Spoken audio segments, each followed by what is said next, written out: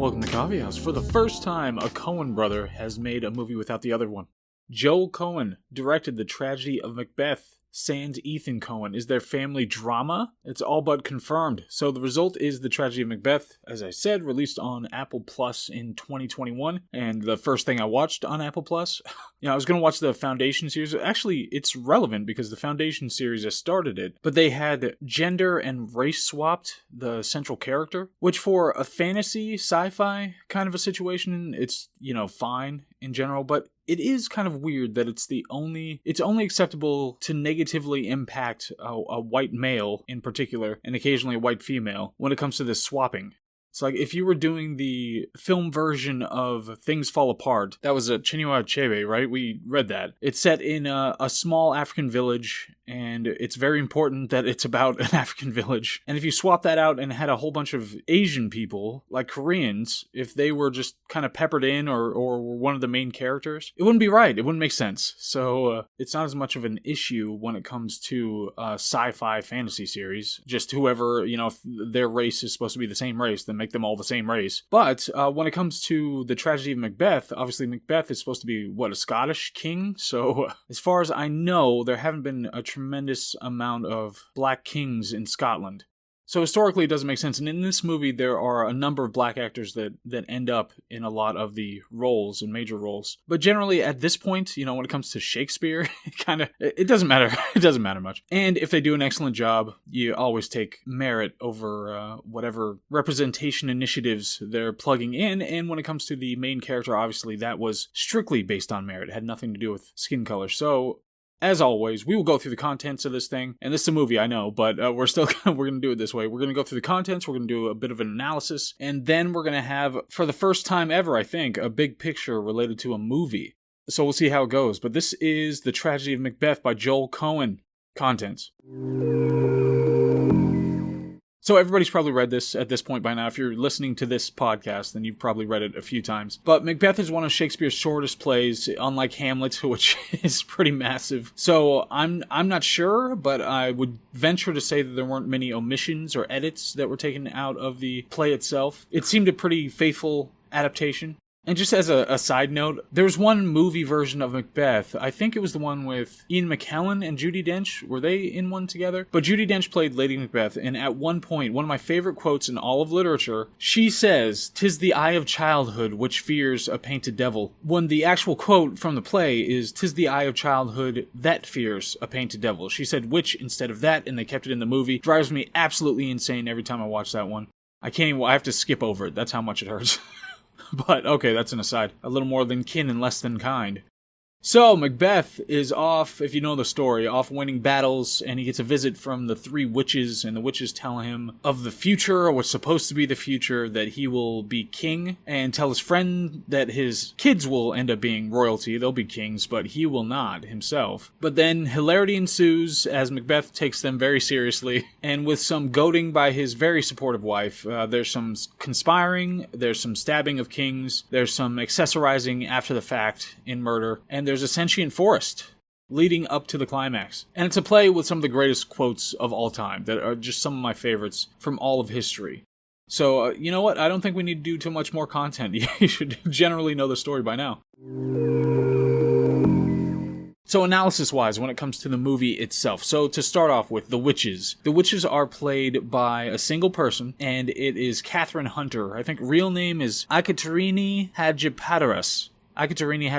It's Greek, apparently. This person is absolutely fantastic. I mean, it's almost stealing the show fantastic. This is the best depiction of the witches I have seen.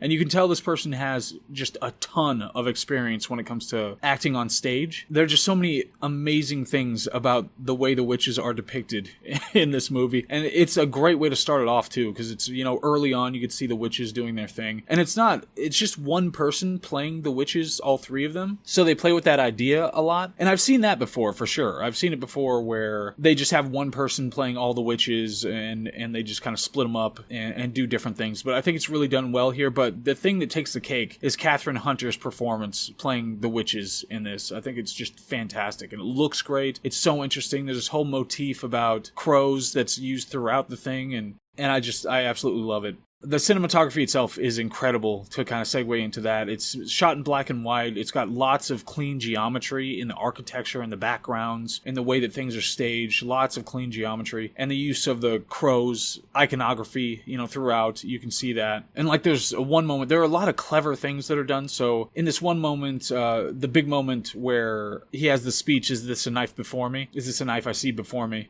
The thing that may or may not be a knife is a door handle. So it's kind of glimmering in the light in the distance as he's walking toward it. And that's just such a fantastic way to do it metaphorically, and it looked great. It looked really interesting, and so many great ideas behind that. Obviously the idea of going through a door, a door that you can't go back through. If you open this door, it's game over. And so to have that be, "Is this a knife before me?" The door handle is just so good, so very good. So I love that part of it. It's just such a pleasure to look at throughout. There were some things, there were a lot of stairs. There were a lot of scenes on stairs. And I don't know, that sometimes that would throw me off. Even one of the big soliloquies is done on the stairs. And, Lady Macbeth is on the stairs a lot. And I'm not sure if that really had some extra kind of meaning, or there's a point, there's just trying to get some kind of more texture into the visuals of it or something. So it's not all flatland. I don't know, maybe that had something to do with it. But sometimes it was kind of distracting and annoyed me a little bit that they were moving up and down stairs all the time.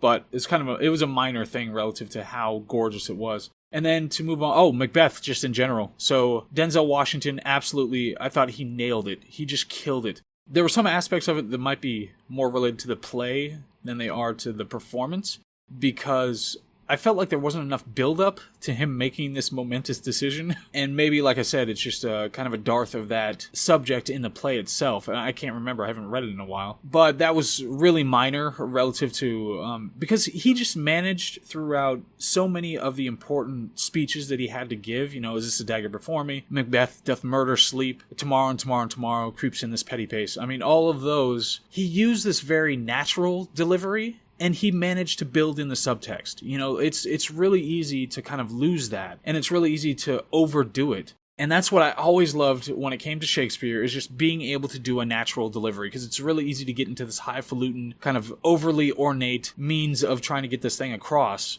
And when you do it just naturally, it just has so much more impact. And so he did that with all of them. I still, I remember the image of him giving the tomorrow and tomorrow and tomorrow, and he was going down the stairs at this point, but still, just the sound of it and the look on his face and everything about that, I just think Denzel really killed it when he was doing this. So the subtext was, it really had, and that's what Macbeth is about, is that Macbeth, when he goes into this, he's reluctant and regretful of it. He's got this idea that should be in the back of his head that's, he doesn't want to go along with this, but he's getting kind of swept away, swept away by his wife, swept away by the witches, swept away in general by fate, the idea of fate. So it seemed to me that Denzel really had that subtext down throughout the thing, which was I really appreciated. It's that fate has its teeth in him, and that's the oppressive force in the story. And it would have been easy for him to fall back into kind of a tough guy character or something like that, but he really doesn't do that throughout the whole movie. As far as I can tell, he has one super badass moment, which is really cool.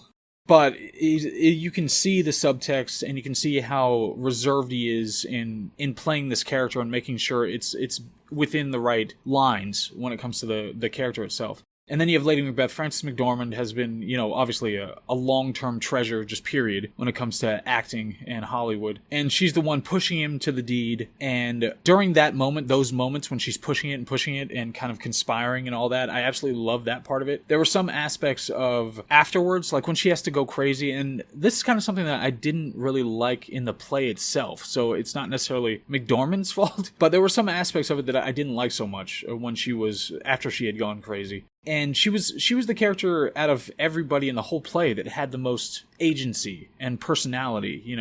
She was trying to accomplish something rather than reacting to what's going on around her, and it was taken away from her. And I wonder, that might be the point. The point is that, fate can overtake, or that's at least what it seems like. So it might be the point that, she was the one with the agency, and she's the one who has that ability to have agency taken away, because fate is always going to overcome. But there was just something that I didn't necessarily like about it in the long stretch. And there were some staging issues. Like I said, I talked about the stairs, but there's some staging issues also that I wasn't too keen on. But still, just overall, thoroughly enjoyable. Then you have all the supporting actors.